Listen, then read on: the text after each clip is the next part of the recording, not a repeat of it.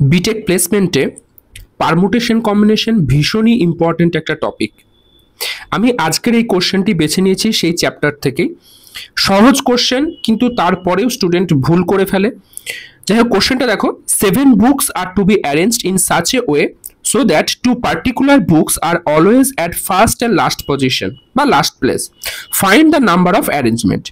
তো তোমার কাছে টোটাল 7টা বই আছে, 3, 4, 5, 6, 7, যার মধ্যে ফার্স্ট আর লাস্ট প্লেস এই দুটো কিন্তু ফিক্স। তোমাকে জিজ্ঞেস করছে কত রকম ভাবে তুমি অ্যারেঞ্জ করতে পারবে, তাহলে বাকি থাকছে কতগুলো পজিশন, 5টা পজিশন।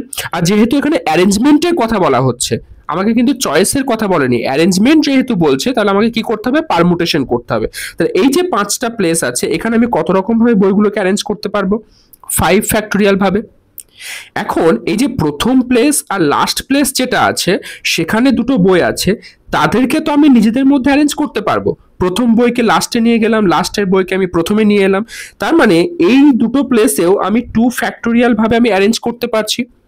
এখন এখানে মাল্টিপ্লিকেশন হবে না অ্যাডিশন হবে, এখানে 5 ফ্যাক্টোরিয়াল ভাবে অ্যারেঞ্জ করছি, এন্ড এই দুটো পজিশনকে আমি 2 ফ্যাক্টোরিয়াল ভাবে অ্যারেঞ্জ করছি। যেহেতু এন্ড হচ্ছে, তার মানে এখানে কি হবে, মাল্টিপ্লিকেশন হবে।